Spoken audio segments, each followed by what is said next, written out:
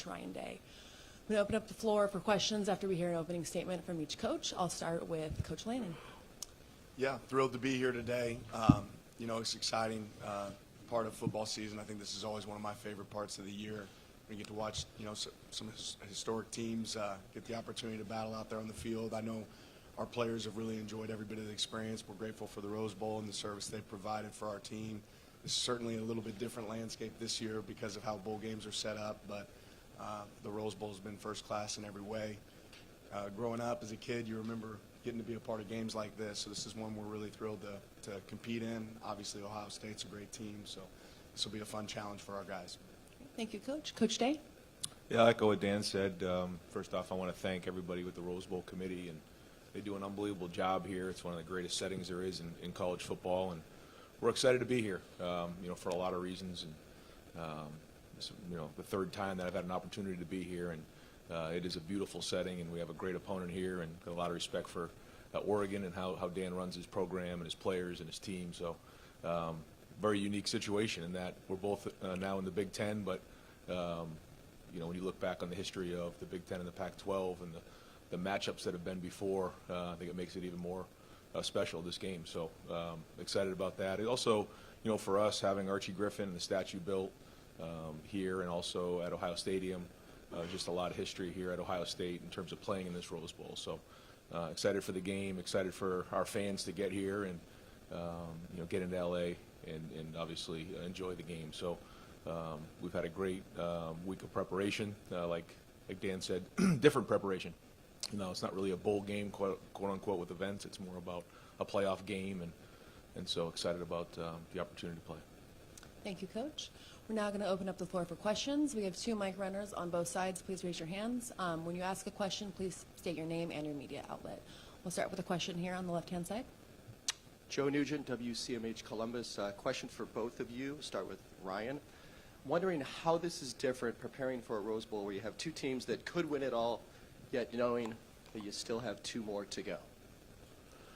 Yeah, it's a different experience. It's more of a, it's like being in a routine of a game week. And, usually when you prepare for a bowl, there's a whole month of preparation. This is more of a routine. So I think we've all seen this coming and so have prepared for what these are going to look like in terms of the preparation. But it's been good for our guys. There's no classes right now, so they've been able to really just focus on football, getting out here, getting acclimated, and getting to work. But I just think the biggest thing is it's more like being on a road game during the week, just a longer season. Yeah, very similar thought process for us. You can't worry about the next game until you take care of business in this game. And for us, that's the way our teams approached it. Obviously when you play a team like Ohio State, you have to bring your best. So I don't think you can look too far down the road. You have to focus on right now. But it's been, you wait till you get about 7 days out and you try to set it up very similar to what a week would look like for a normal week preparation during the season. Take a question. Please raise your hand if you have one. We'll go in the front right there. Black hat.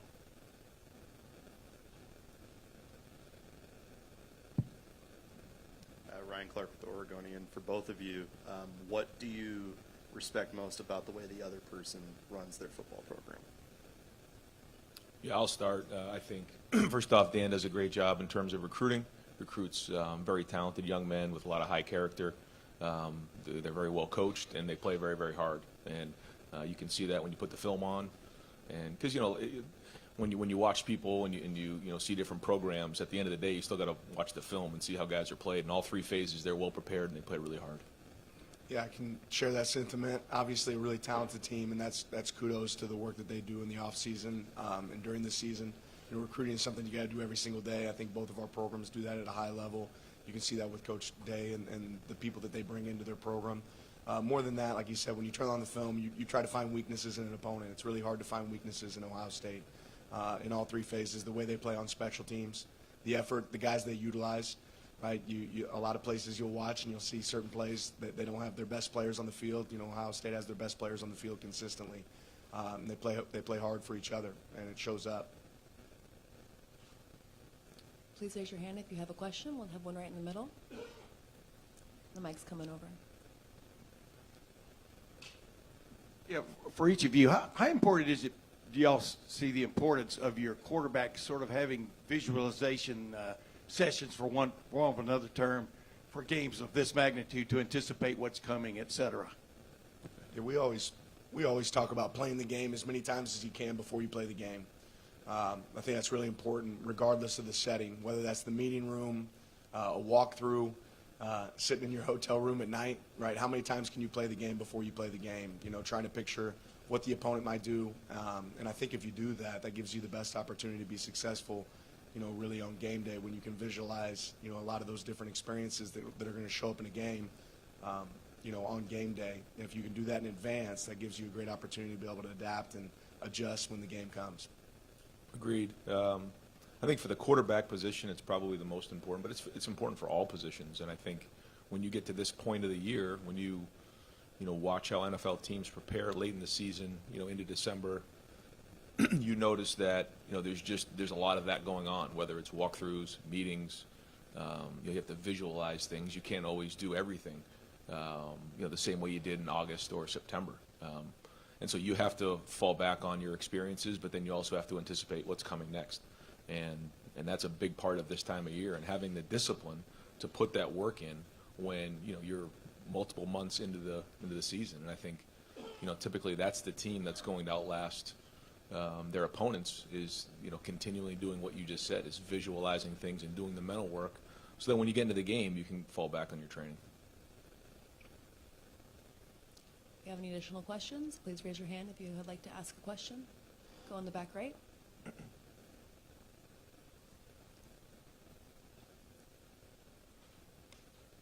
James Creppi with the Oregonian. For both of you, with the commissioners meeting to discuss a possible format change as soon as next season, in part because of seeding like in this matchup this early in the quarters, what are your perspectives on what the seeding changing should be, if the conference champions should continue to get first-round buys, or if it should be more truly seeded like they're discussing?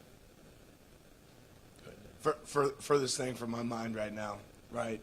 I'm worried about right now. So I think college football is going to continue to see change. I think our job as coaches is to continue to adapt.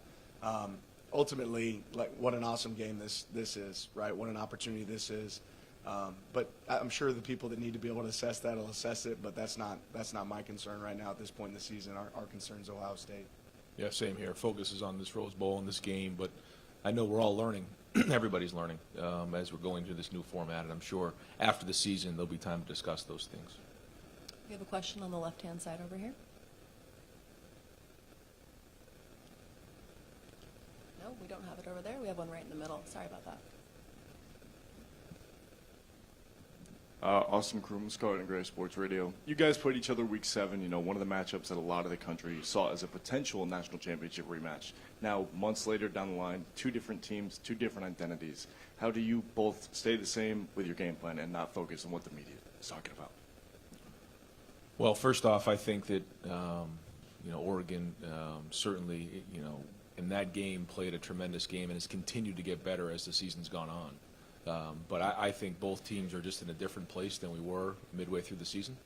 And, you know, it's going to come down to the play on the field. And, you know, there's a balance there of the things that, you know, your team has, you know, built their foundation on, but also having change-ups and mix-ups. And it's about matchups. And we know that. It's about matchups on our end. It's about matchups on their end. And then, you know, understanding that in all 3 phases, it all has to work together. So, you know, you see this in the NFL playoffs a lot, where teams will play each other again later on in the season. This is an example of that. So you're going to see it more and more as we move forward, and it's just going to become part of college football. Yeah, ultimately, I feel like great teams have tendencies. You're supposed to, right? There's things that Ohio State does really well that I'm sure that they'll work to do in this game, and there's things that Oregon does really well that we're going to try to do in this game as well. So it's a little bit of the double-edged sword of how much do you want to change going into a next game. But I'll say this, every time you turn on Ohio State's film, you do see new wrinkles. You see Coach Day and his staff coming up with new things that make it a challenge to prepare for, and I think we challenge our coaches here to do the same thing. So, like you said, we're different teams at this point. You know, at Oregon, we talk about trying to be the best version of ourselves towards the end of the season. That's when you have to play your best ball, and we'll certainly need to be able to play our best ball, and I expect the same from them at the end of the season here. Our next question will come from Dennis Stott over on the right-hand side. Dennis Stott, CBS Sports, for both coaches. 5 Florida State basketball players sued their head coach for unkept NIL promises. Your two programs at the apex of that. Short of, I guess, congressional intervention or collective bargaining, what is the future of that right now? For both coaches. He wants me to answer this one first. I want him to answer this one first. I'll just say this, again, furthest thing from my mind right now. Growing up in the Midwest, you have to be a man of your word. What you say is what you have to do. I think that's something we believe in here at Oregon. I don't think there's a lot of clarity in college football right now. I think everybody realizes that, and I think we'd all be in favor of having some clarity. But you also want to compete to be the best. So each school is different in how they operate. I know at Oregon, we're about integrity, and what we say is what we do. But I can't speak to that situation because I don't know enough about it. Yeah, hard right now, a day out of this game, to be really even commenting on something like that. I appreciate the question. Our focus is on this game right now. That being said, when you start getting into these conversations, obviously, the legal folks start getting involved, and I think for all of us, we would like a little bit more structure in those areas to alleviate some of those issues. Our next question comes over here on the left-hand side. Hi, Haley Sawyer, SoCal News Group. Dan, this isn't the first time that Oregon's playing in Southern California this season, so what does it do for recruiting, just getting your product on the field in this region, attracting those SoCal recruits? Yeah, for us, we challenge ourselves to make sure we can sign the best, across the nation, but certainly California is a hotbed for us in recruiting. It's a place that we want to make sure we have a stand, and we want to go get the best of the best. So getting to play in premier games like the Rose Bowl, I think that's things that, kids on the West Coast grow up dreaming of. And being here, having that opportunity is certainly something that's going to help us in recruiting. We have a question on the far back right. Yeah, Steve Hellwagon with Bucknuts 24/7 Sports. The first game you guys played, Oregon hit 8 chunk plays of 25 yards or longer. I guess I would just ask Coach Day, obviously the defense has played much better in the 7 games since then. What systems in place do you have to not allow that type of performance again?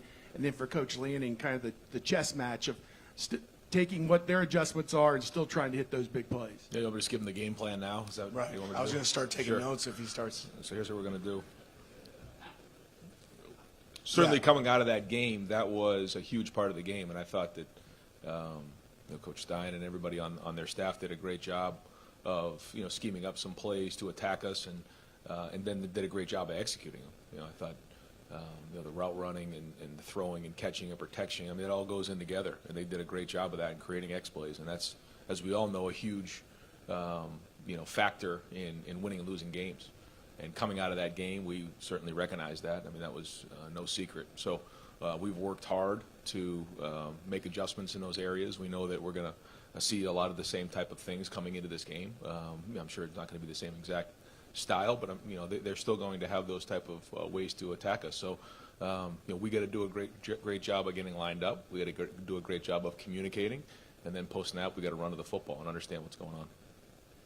Yeah, and same on the other side of the ball, right? There were a lot of lead changes and score changes in the game last time. There was explosive plays on both sides. So the team that probably has the least explosives on their defense and the team that creates the most on their offense is probably going to have the most success.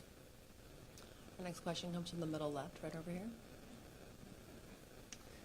Luke Evans, Southern California News Group. Ryan and Dan, maybe hard to talk about or predict what the future is going to be with NIL and that concept. Where you look at where these two programs have come from in terms of how you build a roster in the modern era of collegiate football, how do you feel like both of your programs have kind of been on the forefront of that across this modern landscape?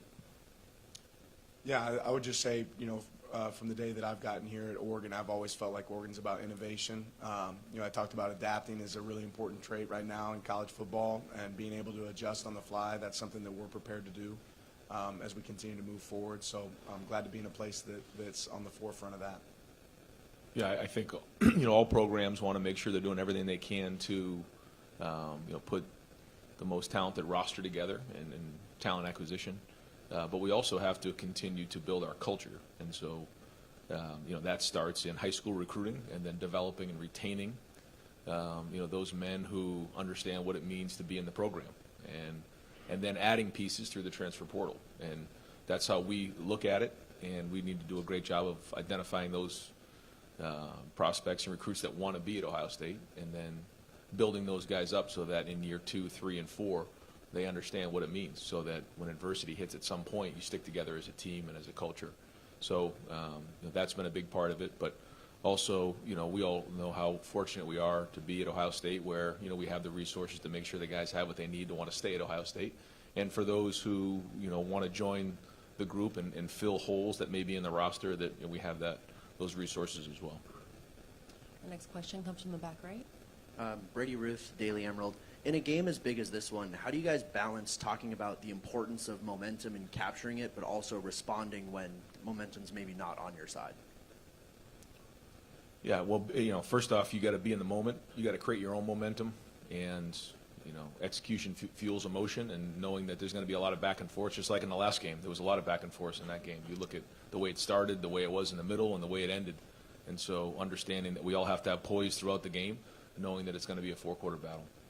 Yeah, ultimately, it is about execution over emotion, right? That's something we spend a lot of time talking about, and your ability to get to the next play is the most important play, right, regardless of the result. So there'll be momentum swings in this game just like there are in every game, but it's just that. It's just momentum, right? You have to have the ability to either break it or sustain it, and those are things that you try to train throughout the season and throughout practice. Next question's on the left-hand side here. Hi, guys. Ashley Adamson, Big Ten. I know it's hard to zoom out when you're so hyper-focused on the task at hand tomorrow, but I just wonder if you could, and think about all the people who have been instrumental in getting you to the stage that you're at today. Is there someone that you'd like to give a shout-out to that you wouldn't be sitting here without? How much time we got? Right. I mean, I'll just start with my wife, Sophia. I think anybody that has as a coach in this profession, realize that there really isn't balance. I've said that before. There isn't balance if you want to be great. You need a great support structure around you. There's a lot of people that believed in me and gave me opportunities. I think there's unbelievable coaches across the country that certainly deserve and would do a fantastic job in this role that I get to sit in. So I don't take that for granted. I'm very blessed, but as blessed as anything to have the wife that I have at home taking care of those 3 boys. And I think they got to enjoy Disneyland yesterday. I think she really enjoyed it right around 8:30 a.m., but I think around 8 at night she maybe was ready to get back home. So even though we had a long day of work, I know she was working her tail off there yesterday. Yeah, same with me. It's about family. And when you talk about family, first off, it's Nina and the kids. I've known Nina my whole life. She's been with me since we've been 6 years old, so we've been through a lot together. And when it comes, to great moments in life, you got to hug the people you love the most and enjoy them. And when you go through difficult times, you hang on the best you can to the ones you love, and you just, you keep pushing forward, you keep moving forward. And so that's really the foundation, I think, of any coach. And, I'm very fortunate to have a family who's just very, very supportive. But then it quickly goes to the players. These are the guys who are on the field, and I think sometimes in football, the coaches get a lot of the attention. But ultimately, this game is played by the players. And we have a great coaching staff and great support system in the Woody that pulls for each other. And so, again, as much as, the focus sometimes comes on the coach, it's about our players and about our coaches in that building and the work that they put in. And ultimately, it's about the team. So there's a lot of things along the way that allow us an opportunity to get to where we are, coaches, people in our lives. But ultimately, it comes down to family, your family that's close to you in your house, and then also your football family. We have another question on the right-hand side. Dennis Dodd. Yeah, Dan, the way Tez Johnson told it yesterday was that Bo Nix brought him to you. What was that process? What did you know about him before he got here, and what has he added? Because he couldn't shut up yesterday. Yeah, he likes having the mic in front of him, doesn't he? Tez has been unbelievable for our program. But yeah, Bo sat in my office and said, hey, I have this wideout that I think can really help us. I don't know if he told me at the time of his relationship, with Tez. But, once Tez entered the portal and we turned the film on, it was really clear that he was a player that could help us. And we've been unbelievably blessed to have him on our team. He's a real competitor.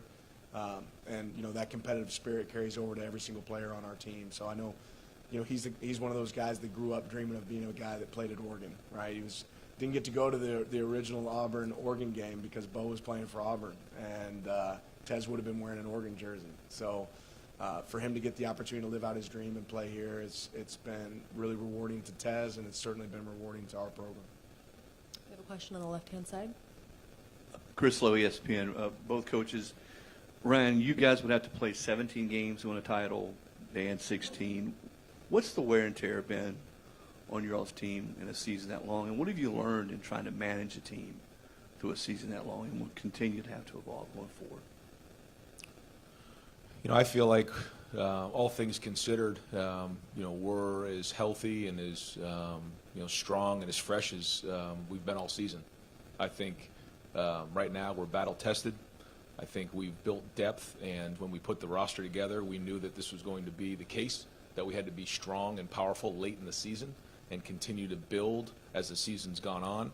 And although we've had some injuries in certain positions, I feel like right now we're playing as fast and as violent as we played all season. So there's a lot that goes into that. I won't get into all those types of things, but I do think as we continue to move forward in this format, it's something we all need to consider. Yeah, I think it's for us, it's something you prepare for throughout the summer, knowing what the season could look like, right? And kind of having a 365-day plan of how do you want to prep for these moments. I'd have to give great kudos to our sports science staff, our training staff, our weight room staff. Very similar to Coach Day, our team is relatively healthy. Nobody feels great at this point in the season because of the time of season that you're in. But our players are, putting up some PRs in the weight room, are doing some unbelievable things at this point in the season. When you talk about going into game, 14 for these guys, I think that's, huge kudos to our staff and the job that they've done making sure they stay fresh. Any other question on the right-hand side? James Creppy with the Oregonian. Dan, was hoping for clarity given Bryce's importance to the team, to the program. Clarity on the waiver that you're seeking. Is it simply because the baseball clock is adversely impacting the football clock, or are there other grounds there? Yeah, I won't really get into the details of it. I mean, like I said, we're day out from this game. I don't think that's where Bryce wants to focus. Certainly not for us either. But if there's an opportunity to have Bryce back, that would be great for him. He certainly deserves it, and he hasn't played 4 seasons of football here. I think he deserves that opportunity if it comes his way. If you have a question, please raise your hand. We have one in the middle right there.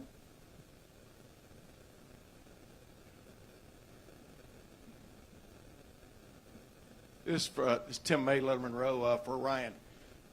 How much different do you feel now than you did the week leading up to the Tennessee game with all the talk, that was going on in Columbus, Ohio, about you and your future and your team and stuff? What do you feel refreshed? What is the feeling you feel now going into this one? Very similar, and hungry, focused. Every opportunity you get on the field is an opportunity to prove people right and prove people wrong, and that's just the approach of our team. And we were excited to get back on the field, but we're excited about playing in this game as well. A lot of football ahead of us, and that's really just been the focus. And you have to learn from what's gone on in the past, and if you don't, then you're going to repeat yourself. And so every week we have to learn. Whether it's winning a game by 28, the issues are still on the field. You lose a game, you have to learn from what happened, and then you grow from there as the season's gone on. We're both here in the Rose Bowl, and along the way there's twists and turns. You don't know how you're going to get to this point right here, but here we are, and an opportunity to play against a great team, and it's another opportunity for us to play Oregon again in the same season. So we feel fortunate for that, for that to have happened. But the only way that was going to happen is if we won the last game, and if we want to continue to move on, we got to win this game right here. Our next question comes from the second row. Hi, Bria Maranthus, Oregon Ducks on Sports Illustrated. For both of you guys, tomorrow I know a lot of people are looking forward to the sun setting on the Rose Bowl. I wonder if each of you have a moment you're looking forward to tomorrow? Yeah, hopefully when that thing hits 0, the Ducks win. That would be the hope. I think it's really hard in our position, and certainly even for our players. You ask people to be in the moment, right? And I don't know that we ever get the opportunity to truly reflect on seasons, get the opportunity to really reflect on games. This is a game that everybody on our staff, every one of our team, every person on our team is really thrilled to be a part of. But there probably won't be a lot of chances to sit back and just soak in the moment. And that's okay, right? Because that's part of what makes it so special there at the end. Yeah, agreed. When you're at the Rose Bowl, you're like on sensory overload. The grass is greener, the sky is bluer, the sun is more yellow. It's a beautiful setting. But once the foot hits the ball, it's time to go play. And anybody who knows playoff football, everything gets ratcheted up, and the intensity just gets ratcheted up. And so, the electricity in that stadium tomorrow will be special. Another question on the left-hand side. Just 1 second and we'll pass that mic.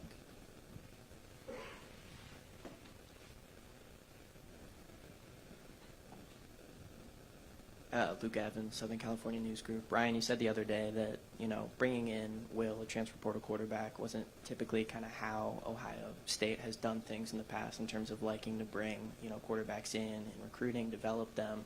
Well, for both of you, what are the benefits and challenges that you guys have seen throughout the season of bringing in a portal quarterback from the seniority aspect, but also kind of integrating that into a roster that you guys hope will compete for a championship?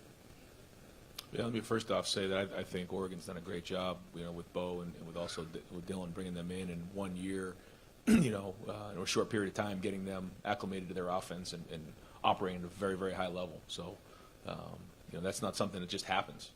It's something when you watch it, typically it takes a while for someone to get used to the new language, to get used to the, how you call things, how you do things, and so that's happened seamlessly, and that a big part of that is coaching. For us this year. We felt like it was the right thing to do for a lot of reasons, and we saw a winner in Will. We saw a leader, somebody who's won a lot of football games at Kansas State, and we felt like if he came in and understood how we did things on offense and surrounded him with the supporting cast that we have, that we had an opportunity to go make a run at this thing. And I think as the season's gone on, you've seen him grow week in and week out, but ultimately it's going to come down to his leadership in this game. Yeah, same thought. Anytime we look to add somebody to our program, we're looking not just to add what kind of player are we adding, but what kind of character. And we've been really fortunate to hit, in the portal and have some success. I think what that's done for our team, it's created unbelievable competition, not just at the quarterback position, but several positions. When you have competition, that brings out the best in everybody, right? Brings out the best in all of our team. And at this point in the season, too, like Coach Day alluded to earlier, it gives you the opportunity to have depth and be strong and have strength in numbers towards the end of the season. But Dylan's done an unbelievable job for us, just like Will has done for them. You talk about two great quarterbacks getting to battle it out on the field tomorrow. That's obviously really exciting. We have time for one more question. Okay, without any additional questions, we're going to end today's press conference. Thank you to both Coach Day and Coach Lanning. We're going to do a photo op with the trophy. For all photographers, please stay seated. We're going to get the video first, and then we will let the photographers know when we're ready for you. 1 second.